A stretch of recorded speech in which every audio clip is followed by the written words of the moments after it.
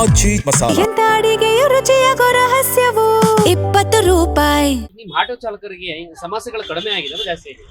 ಕಡಿಮೆನೆ sir ಆಯ್ತಿರೋದು. ಇನ್ನ ಎರಡು duty ಬೀಳ್ತಲ್ಲ, ನೋಡೋಣ ನಿಲ್ಸಿದ್ಮೇಲೆ ಬೀಳ್ಬೋದು ಅನ್ಸುತ್ತೆ. ಅಲ್ಲ, ಇವ್ರು ಅನಧಿಕೃತ ಬೈಕ್ ಗಳನ್ನು ಸರ್ಕಾರ ಹಾಕ್ಬಿಟ್ರು ಅನ್ನೋಂಥದ್ದು ಅವ್ರಿಗೆ ಗಮನಕ್ಕಿರ್ಲಿಲ್ವಾ? ಇದು ಇಲ್ಲಿಗಲ್ ಅಂತ ಗೊತ್ತಿರ್ಲಿಲ್ವಾ? ಅವ್ರಿಗೆ ಗೊತ್ತಿರ್ಬೇಕು ಸರ್ ಅದು. ನಮ್ಗೇನು ಅವ್ರಿಗೆ ಗೊತ್ತಿರ್ಬೇಕಲ್ಲ, ವೈಟ್ ಬೋರ್ಡ್ ಅಲ್ಲಿ ಹೆಂಗ್ ಓಡಿಸ್ತಾ ಇದಾರೆ ಅವರು. ನಾವು ಟ್ಯಾಕ್ಸ್ ಕಟ್ತೀವಿ, ಇನ್ಸೂರೆನ್ಸ್ ಕಟ್ತೀವಿ, FC ಮಾಡಿಸ್ಬೇಕು, ಎಲ್ಲಾ ಮಾಡಿಸ್ಬೇಕು ತಾನೆ. ಎಲ್ಲ ಮಾಡ್ತಾ ಇದೀವಲ್ಲ ನಾವು. ಇದ್ರ ಹೊರತಾಗಿಯೂ ಕೂಡ ಕೋರ್ಟ್ ಅವ್ರಿಗೆ ಅನುಮತಿ ಅನ್ನುವಂಥದ್ದು ಕೊಟ್ರು. ಈಗ ಅವ್ರ ಬಾಡಿಗೆಗಳು ಜಾಸ್ತಿ ಬೀಳ್ತದವಾ ನಿಮ್ಗೆ ಕಡಿಮೆ ಆಗ್ತದೆ? ಹೌದು, ನಮಗೆ ಕಡಿಮೆ ಆಯ್ತಿದ್ದು, ಅವ್ರಿಗೆ ಜಾಸ್ತಿ ಬೀಳ್ತದೆ. ಈಗ ನೋಡಿ, ಒಬ್ರು ಬುಕ್ ಮಾಡೋ ಒಬ್ರು ಬರ್ತಾರೆ ಅಂದ್ರೆ ಅವ್ರನ್ನೇ ಕರ್ಸ್ಕೊಳ್ಳೋದು. ಈ ಜನರಿಗೆ ಯಾಕೆ ಅರಿವು ಆಗ್ತಾ ಇಲ್ಲ ಅದು ಡೇಂಜರ್ ಸಂಚಾರ ಅಂತ? ಅದು ಡೇಂಜರ್ ಅದು. ಗೊತ್ತಾಗ್ತಿಲ್ವಾ? ಅದು ಗೊತ್ತಾಗ್ತಲ್ಲ ಅವ್ರಿಗೆ. ಅವ್ರು ಯಾರ ಬಿರಿ ಓಡಿಸ್ತಾರೆ, ರ್ಯಾಶ್ ಆಗಿ ಗುದ್ಕಂತಾರೆ, ಹೋಗಿ ಹೆಚ್ಚು ಕಡಿಮೆ ಆಗುತ್ತೆ. ಅದ್ರಗೋಸ್ಕರ 10-20 ರೂಪಾಯಿ ಮಕ ನೋಡ್ತಾರೆ ಅಷ್ಟೇ. ಇತ್ತೀಚೆಗೆ ಆಕ್ಸಿಡೆಂಟ್ಗಳು ಕೂಡ ಆಗಿದ್ದಾವೆ. 100% ಆಗಿದೆ. ಒಬ್ಳು ಕೂಡ ಡೆತ್ ಆಗಿದೆ. ಹೌದು, ಆಗಿದೆ. ಅದಾದ ಮೇಲೂ ಕೂಡ ಜನ ಅರ್ಥಕೊಳ್ತಿಲ್ವಾ ಅಂತ? ಅದು ಅರ್ಥಕೊಳ್ಳಲ್ಲ ಸರ್. ಜನಗಳು ಇಲ್ಲಿ ಕಡಿಮೆ ಇರುತ್ತೆ, ಅದಕ್ಕೆ ಹೋಗ್ತಾರೆ. ಈಗ ಸದ್ಯಕ್ಕೆ ಬೆಂಗಳೂರಲ್ಲಿ 3-4 ದಿನದಿಂದ ಸೀಸ್ ಆಗ್ತಾ ಇದಾವೆ ಗಾಡಿಗಳು. ಹೌದು. RTO ಮುಂದಾಗಿದ್ದಾರೆ. ಅದಾದ್ಮೇಲೆ ಬಾಡಿಗೆಗಳು ಹೆಂಗ್ ಬೀಳ್ತಿದಾವೆ ನಿಮ್ಗೆ? ಈಗ ಸದ್ಯಕ್ಕೆ ಒಂದ್ ಸ್ವಲ್ಪ ಪರವಾಗಿಲ್ಲ ಸರ್. ಇವಾಗ ಪರವಾಗಿಲ್ಲ, ಬೀಳ್ತಾ ಇದಾವೆ. ಈ ಸದ್ಯಕ್ಕೆ ಈಗ ಹೆಂಗಿದೆ ನಿಮ್ಗೆ? ಅಟ್ಲೀಸ್ಟ್ ದಿನನಿತ್ಯ ಹೊಟ್ಟೆ ತುಂಬುವಂತ ಕೆಲಸ ಆಗ್ತಾ ಇದೆಯಾ? ಬಾಡಿಗೆಗಳು ಈಗ ಪರವಾಗಿಲ್ಲ ಸರ್, ಒಂದ್ 2 ದಿನದಿಂದ ಪರವಾಗಿಲ್ಲ. ಓಕೆ, ಆಟೋ ಚಾಲಕರ ಬದುಕು ಹೇಗಿದೆ? ಬದುಕು ಸರ್, ದುಡಿದ್ರೆ ಬದುಕು. ದುಡ್ದಿಲ್ಲ ಅಂದ್ರೆ ಏನಿಲ್ಲ, ಬೀದಿ ಬರ್ಬೇಕಾಗತ್ತೆ ಅಷ್ಟೇ. ಒಂದ್ ದಿನದಲ್ಲಿ ಆಟೋ ಚಾಲಕ ಎಷ್ಟು ಉಳಿಸ್ಬೋದು ಸರ್? ಓಡಿಸ್ದಂಗೆಲ್ಲ ಅದೆಲ್ಲ 1 ಸಾವಿರನೂ ಮಾಡ್ಬೋದು, 2 ಸಾವಿರನೂ ಮಾಡ್ಬೋದು, 1.5 ಸಾವಿರನೂ ಮಾಡ್ಬೋದು. ನಮ್ ಕೈಲಿದೆ ಅದೆಲ್ಲ. ಈ ಸದ್ಯಕ್ಕೆ ನಿಮ್ಮ ಅನ್ನಕ್ಕೆ ಕೊಳ್ತಿರೋರು ಬೈಕ್ ಟ್ಯಾಕ್ಸಿ ಅವರು 100%. ಅವ್ರ ಬೈಕ್ ಟ್ಯಾಕ್ಸಿ ಡೈಲಿ ಜಾಸ್ತಿ ಆಗ್ತಾ ಹೋದ್ರೆ ನಿಮ್ಗೆ ಎಷ್ಟು ಬಾಡಿಗೆ ಬೀಳುತ್ತೆ? ಎಷ್ಟು ಸಂಪಾದನೆ ಮಾಡ್ಲಿಕ್ಕೆ ಸಾಧ್ಯ ಆಗುತ್ತೆ ಸರ್? ಬೈಕ್ ಟ್ಯಾಕ್ಸಿ ಅಂದ್ರೆ ಒಬ್ರಿದ್ರು ಬೈಕ್ ಟ್ಯಾಕ್ಸಿನೇ ಬುಕ್ ಮಾಡೋದು ಅವರು. ನಮ್ ಗಾಡಿ ಬುಕ್ ಮಾಡೋದೇ ಇಲ್ಲ ಅವರು. ಏನೋ ಇಬ್ರು ಇದ್ರೆ ಪಕ್ಕ ಬುಕ್ ಮಾಡ್ತಾರೆ, ಒಬ್ರಿದ್ರೆ ಮಾಡೋದೇ ಇಲ್ಲ ಅವರು. ಏನ್ ಕೇಳ್ಬೋದು ಸರ್ಕಾರಕ್ಕೆ ನಿಮ್ ಕಡೆ? ಏನ್ ಹೇಳೋದು ಸರ್, ಅದ್ ನಿಲ್ಸಿದ್ರೆ ಒಳ್ಳೇದು. ಎಲ್ಲಾರು ಕೂಡ ಅವ್ರು ತಗೊಂಡು ಆಟೋ ಓಡಿಸ್ಲಿ ಬಿಡಿ, ನಾವ್ ಬೇಡ ಅಂತೀಯ.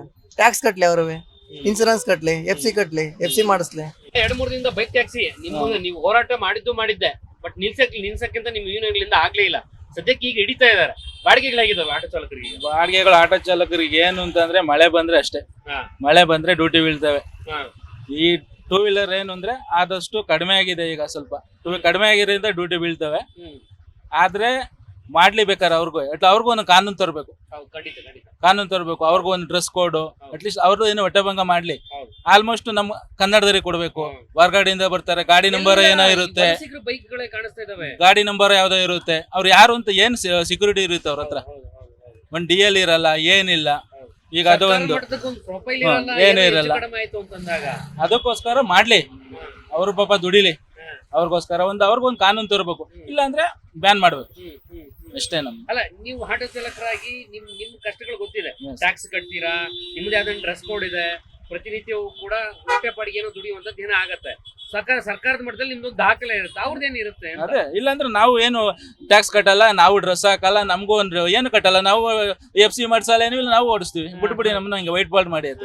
ಮತ್ತೆ ಸರ್ಕಾರ ಮತ್ತೆ ಕೋರ್ಟ್ ಎಲ್ಲ ಯಾಕೆ ಅವ್ರಿಗೆ ಏನಿಲ್ಲ ಸರ್, ಯಾಕಿಲ್ಲ ದೊಡ್ಡವ್ರ ಸರ್, ದುಡ್ಡು ಅಷ್ಟೇ. ಯಾರ ಅಧಿಕಾರಿ, ಈಗ RTO ಅಧಿಕಾರಿ ಯಾರೊಬ್ರು ಒಳ್ಳೆ ಅಧಿಕಾರಿ ಬರ್ತಾರೆ, ಹಿಂಗ್ ಮಾಡ್ತಾರೆ.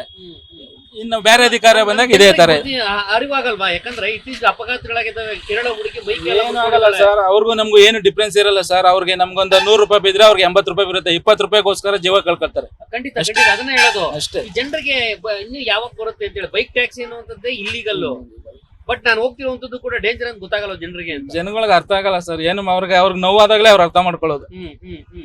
ಅವ್ರಿಗೆ ನೋವಾದಾಗ ಅರ್ಥ ಮಾಡ್ಕೊಳ್ಳೋದು. ಓಕೆ, ಈ ಬೈಕ್ ಟ್ಯಾಕ್ಸಿ ಈಗ ಸದ್ಯಕ್ಕೆ ಪ್ರಮಾಣದಲ್ಲಿ ನಿಂತಿರೋದ್ರಿಂದ ನಿಮ್ಗೆ ಒಂದು ಬ್ಯಾಲೆನ್ಸ್ ಆಗ್ತಿದ್ಯಾ? ಬ್ಯಾಲೆನ್ಸ್ ಸಂಪಾದನೆ ಏನಾದ್ರು ಮಾಡ್ಬೇಕು ಸರ್, ಕಷ್ಟ ಬಿದ್ದು ಮಾಡ್ಬೇಕು. ಚೇಂಜಸ್ ಆಗಿದ್ಯಾ? ಸ್ವಲ್ಪ ಚೇಂಜಸ್ ಆಗಿದೆ ಸರ್, ಚೇಂಜಸ್ ಆಗಿದೆ. ಈಗ ಒಂದು 3-4 ಹಿಂದೆ ಚೇಂಜಸ್ ಆಗಿದೆ.